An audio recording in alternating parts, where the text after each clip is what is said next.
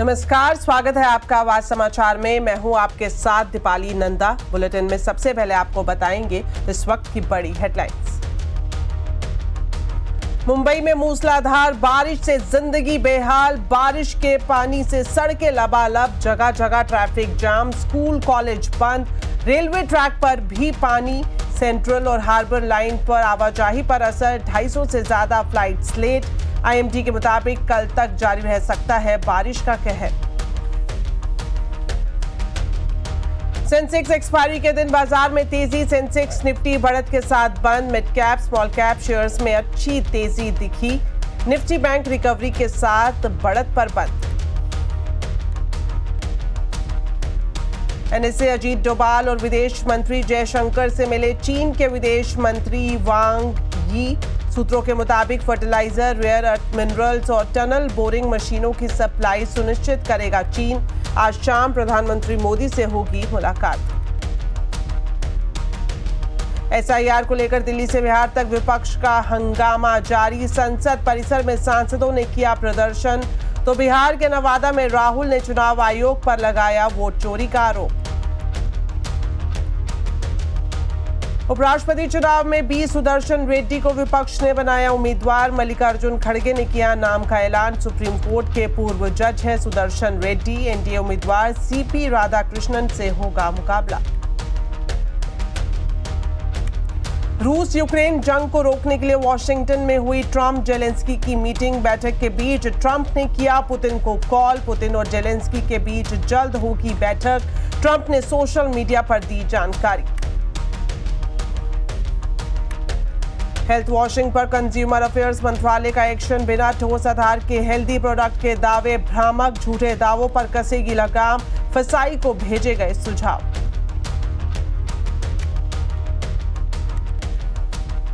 तो बुलेटिन में सबसे पहले बात करेंगे मुंबई की, जहां लगातार हो रही बारिश से जनजीवन बेहाल हो गया है। लगातार चौथे दिन भारी बारिश का सिलसिला जारी है। मौसम विभाग ने मुंबई, ठाणे और रायगढ़ के लिए रेड अलर्ट जारी किया है। झमाझम बारिश से मुंबई के कई इलाकों में जल भराव हो गया है, सड़कों पर घुटनों तक पानी भरा है, लोगों को भारी ट्रैफिक जाम का सामना करना पड़ रहा है। इस वक्त आप अपनी टीवी स्क्रीन पर देख रहे हैं मुंबई के अलग अलग इलाकों की तस्वीरें, जहां आपको हर तरफ पानी ही पानी दिखाई देगा। इस बीच आपको बता दें मुंबई के सभी स्कूल कॉलेज बंद हैं, साथ ही सभी सरकारी दफ्तर भी बंद रखे गए हैं और प्राइवेट ऑफिसर्स को घर से ही काम करने की हिदायत दी गई है। एनडीआरएफ की 5 टीमें मुंबई में तैनात है। सभी चौपाटी को टूरिस्ट के लिए बंद कर दिया गया है। जुहू, वर्सोवा, अक्सा और गोराई बीच भी खाली करा दिए गए हैं। तो मुंबई में लगातार हो रही बारिश से ट्रैफिक बुरी तरह से प्रभावित हुआ है। ट्रेन और फ्लाइट सभी पर इसका असर देखने को मिल रहा है। दादर, माटुंगा, परेल और सायन के निचले इलाकों में रेलवे ट्रैक पर जल भराव हो गया। हार्बर लाइन का ट्रैक पानी में डूब गया। सेंट्रल लाइन पर भी लोकल ट्रेनें ठप पड़ी हैं। तेज बारिश से उड़ानों पर भी असर देखने को मिल रहा है। मुंबई में बारिश की वजह से 250 से ज्यादा फ्लाइट्स देरी से उड़ रही हैं। आपको बता दें मौसम विभाग ने 20 अगस्त यानी कल तक भारी बारिश का अनुमान जताया है। जैसे ही हमने पूर्वानुमान किए थे, ऐसे ही मुंबई में और पूरी कोंकण एरिया में तेज बारिश जारी है और एक्सट्रीमली हेवी रेनफॉल हम एक्सपेक्ट कर रहे हैं, यानी 20 सेंटीमीटर से ज्यादा बारिश बहुत इलाके में होने का भी संभावना है कोंकण एरिया में। और ये बारिश जारी रहेगा आज और कल भी। इसके बाद थोड़ी सी कम होगी बारिश जितना परिमाण में हो रहा है। तो चलिए अब सीधा चलते हैं मुंबई और जानते हैं कि फिलहाल वहां पर किस तरह की स्थिति है। हमारे साथ विवेक लाइव जुड़ गए हैं। तो विवेक, जिस तरह से हम आपको देख रहे हैं सुबह से ही, जिस जगह आप जा रहे हैं वहां पर हर तरफ जल ही दिखाई दे रहा है, जलमग्न मुंबई हुई है और खास तौर पर ट्रैफिक बुरी तरह से प्रभावित हो रहा है। ओवरऑल स्थिति फिलहाल वहां पर किस तरह की है, बताएं। जी दीपाली, देखिए ओवरऑल अगर सिचुएशन देखी जाए तो धीरे धीरे जो सिचुएशन है वो सुधर रही है। बारिश जो है वो थोड़ी सी थमी हुई है, ड्रिजलिंग चल रही है पिछले 1-2 घंटे से। हाई टाइड का समय बीत चुका है और हाई टाइड का सबसे बड़ा चैलेंज रहता है बीएमसी और प्रशासन के लिए कि जब हाई टाइड रहती है और तेज बारिश होती है तो समुद्र का पानी और जो बारिश का पानी है वो सड़कों पर जमा हो जाता है। हाई टाइड का समय गुजर चुका है, अब जो है लो टाइड शुरू हो चुकी है, यानी कि जो पानी जो सड़कों पर भरा होता है धीरे धीरे समुद्र में जा रहा है। ड्रेनेज जो है ओपन हो चुके चुके हैं और ट्रैफिक भी धीरे धीरे खुल रहा है, क्योंकि स्कूलों की छुट्टियों के साथ साथ सरकारी छुट्टी का ऐलान कर दिया गया था। प्राइवेट ऑफिसेज के लोगों को बोल दिया गया था कि या तो वो छुट्टी कर ले या फिर वो वर्क फ्रॉम होम कर ले। तो मैक्सिमम लोग जो हैं आज वो मुंबई में अपने घरों के अंदर हैं, अपने घरों के अंदर से काम कर रहे हैं। लेकिन तीनों एयर ट्रैफिक डिस्टर्ब हुआ, लोकल ट्रेन जो रूट है वो डिस्टर्ब हुआ, साथ ही साथ जो रोड ट्रैफिक है वो भी डिस्टर्ब हुआ।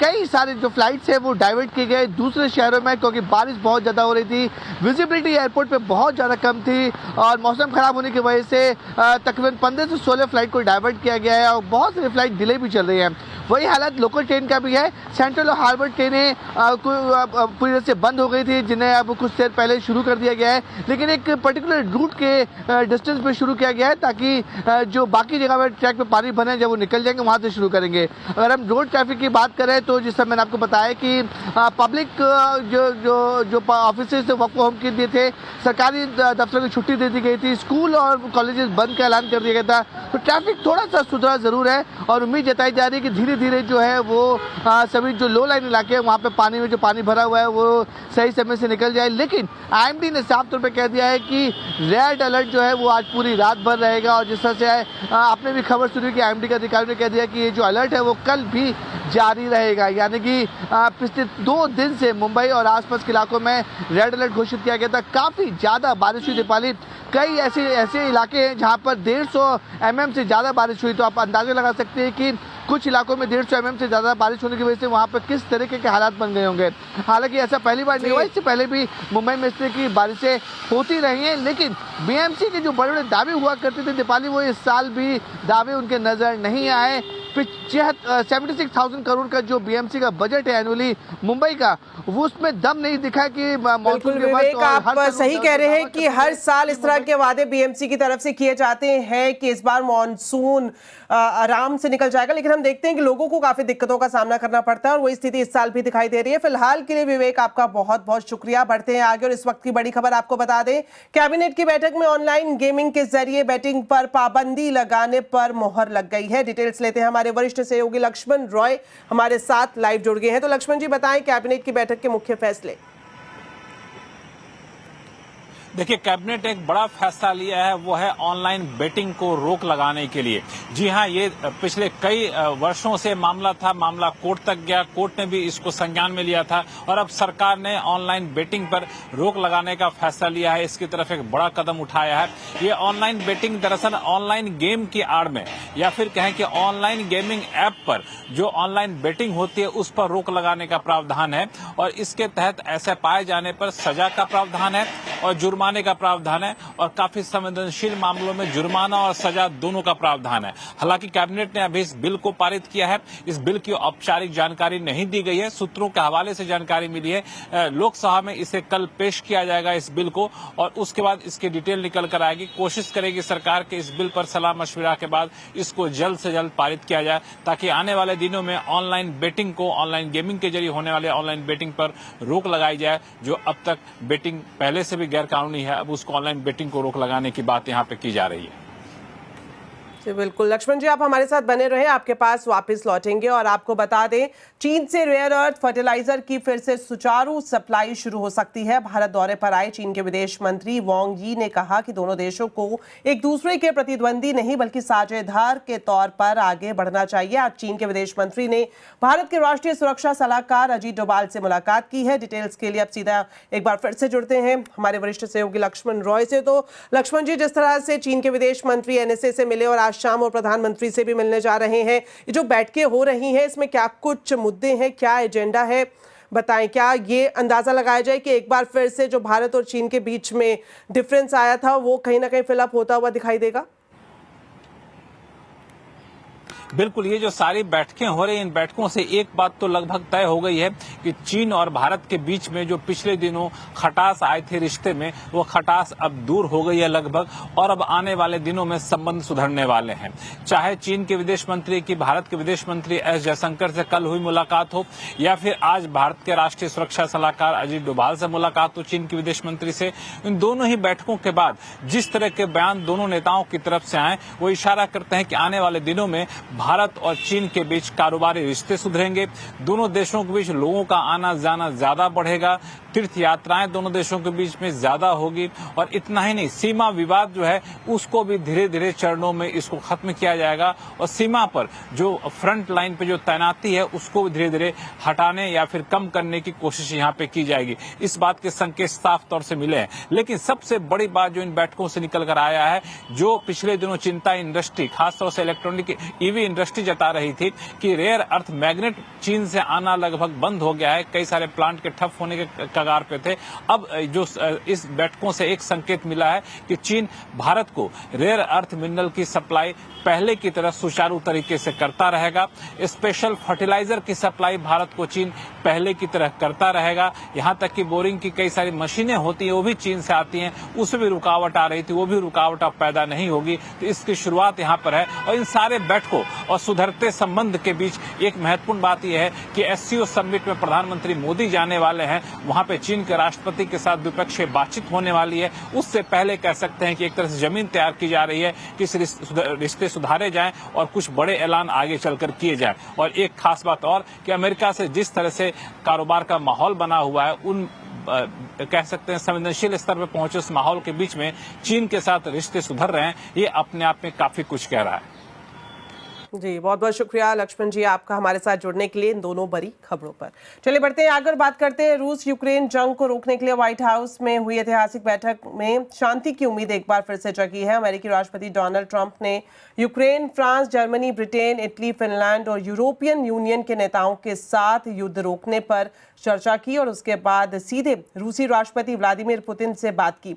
अब जल्द ही पुतिन और जेलेंस्की आमने सामने बैठेंगे और युद्ध रोकने पर बातचीत करेंगे। व्हाइट हाउस में चंद घंटे पहले हुई मीटिंग ने रूस यूक्रेन युद्ध के रुकने की उम्मीद जगा दी है। अमेरिकी राष्ट्रपति डोनाल्ड ट्रंप ने यूक्रेन के राष्ट्रपति व्लादिमीर जेलेंस्की को व्हाइट हाउस में बातचीत के लिए बुलाया था। इस मुलाकात में France, Germany, Britain, Italy, Finland और यूरोपीय यूनियन के नेता भी मौजूद थे। एजेंडा साफ था, यूक्रेन को युद्ध रोकने के लिए राजी करना और ट्रंप इसमें काफी हद तक कामयाब भी हो गए। लेकिन जेलेंस्की ने अपनी शर्तें भी रख दी। अब पुतिन उन शर्तों पर राजी होंगे या नहीं, इसी पर युद्ध की मियाद टिकी है। It's never the end of the road. People are being killed and we want to stop that. So I would not say it's the end of the road. No, I think we have a good chance of doing it. It's been almost 4 years now that a lot of people were killed last week. A lot of people last week. I mean, millions of people killed, but a lot of people last week for whatever reason. A big number, a lot of soldiers, on both sides.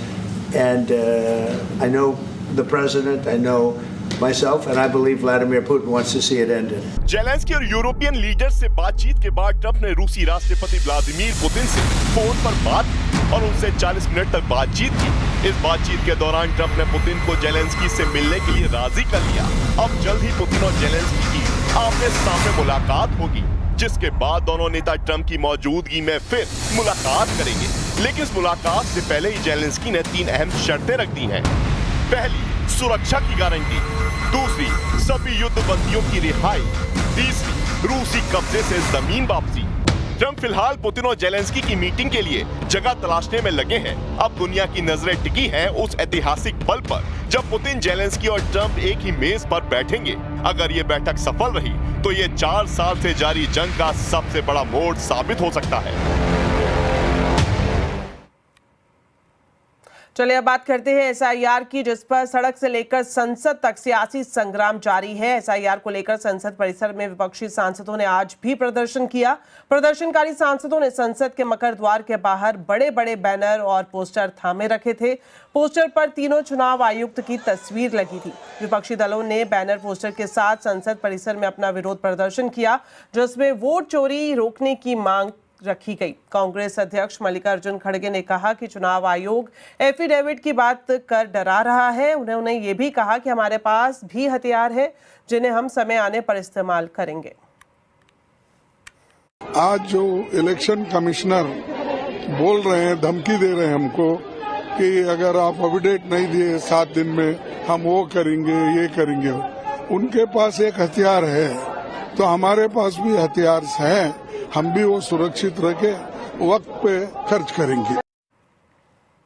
वहीं उपराष्ट्रपति चुनाव पर पक्ष और विपक्ष ने दक्षिण वाला दांव खेला है। एनडीए के बाद अब इंडिया ब्लॉक ने भी उपराष्ट्रपति पद के लिए उम्मीदवार के नाम का ऐलान कर दिया है। विपक्ष ने तेलंगाना के रहने वाले बी सुदर्शन रेड्डी को उम्मीदवार बनाया है, जबकि एनडीए ने तमिलनाडु के रहने वाले सीपी राधाकृष्णन को उम्मीदवार बनाया है। इससे पहले मल्लिकार्जुन खड़गे के आवास पर विपक्ष की बैठक हुई, जिसमें खड़गे ने सुप्रीम कोर्ट के पूर्व जज और गोवा के लोकायुक्त रहे बी सुदर्शन रेड्डी के नाम का ऐलान किया।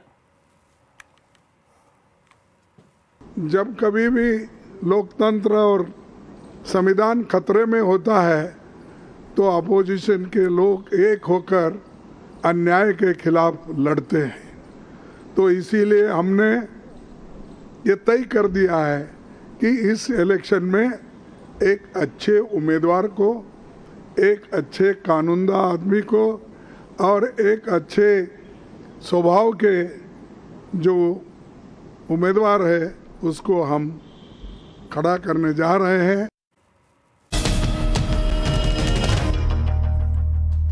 ब्रेक के बाद आपका स्वागत है। अब बात करते हैं शेयर बाजार की। सेंसेक्स एक्सपायरी के दिन बाजार का जोश हाई रहा। सेंसेक्स निफ्टी बढ़त के साथ बंद हुए। निफ्टी बैंक की बात करें तो ये रिकवरी के साथ बढ़त पर बंद हुआ। Mid cap small cap shares में अच्छी खासी तेजी देखने को मिली। स्टॉक्स के हिसाब से देखें तो तेल, गैस, ऑटो, एफएमसीजी शेयर्स में खरीदारी रही। PSU bank, energy, metal index बढ़त पर बंद हुए। वहीं आज के बाजार में डिफेंस, फार्मा शेयर्स में काफी प्रेशर देखने को मिला। आपने हेल्दी स्नैक्स, हेल्दी ड्रिंक के बारे में तो जरूर सुना होगा। आजकल ज्यादातर प्रोडक्ट्स पर हेल्दी होने का लेबल दिखाई देता है। ये लेबल कैसे दिया जा सकता है, इस पर कंज्यूमर अफेयर्स मंत्रालय ने अपने सुझाव एफएसएसएआई को भेजे हैं। कंज्यूमर अफेयर मंत्रालय के मुताबिक ये सब हेल्थ वॉशिंग है, जहां कंपनियां प्रोडक्ट को हेल्दी बताकर बेच रही हैं। खबर पर पूरी जानकारी दे रहे हैं रोहन सिंह। जी, बहुत सारी फूड कंपनियां अपने फूड पैकेट के लेवल पे या फिर विज्ञापनों के जरिए बहुत सारे ऐसे दावे करती हैं जिनका कोई वैज्ञानिक आधार नहीं होता, जैसे ये हेल्दी है, ये न्यूट्रिशियस है इत्यादि। लेकिन उसके पीछे का जो वैज्ञानिक आधार है वो क्या है वो ये नहीं बताते हैं। आमतौर पे इसे हेल्थ वॉशिंग कहते हैं। तो अब फूड रेगुलेटर एफएसएसएआई एक फ्रेमवर्क पे काम कर रहा है जिसमें इन कंपनियों को ऐसा करने पर उनके खिलाफ कार्रवाई की जा सकती है। इसके लिए कंज्यूमर अफेयर्स मंत्रालय ने कुछ दिन पहले चिट्ठी लिखी थी एफएसएसएआई को, और अब जो है तमाम स्टेक होल्डर से इसके लिए राय ली जा रही है और इसको किस तरीके से रोका जाए इसको लेकर फिलहाल काम हो रहा है। स्टेक होल्डर कंसल्टेशन लगभग पूरा हो चुका है और अगले कुछ दिनों में जो सुझाव आने के बाद जो है एफएसएसएआई इसको लेकर एक फाइनल फ्रेमवर्क ला सकती है। तो चलिए इसी के साथ फिलहाल इस बुलेटिन में इतना ही। आप खबरों पर अपडेट रहें, सीएनबीसी आवाज से जुड़े रहें हमारे सोशल मीडिया हैंडल्स के जरिए। नमस्कार।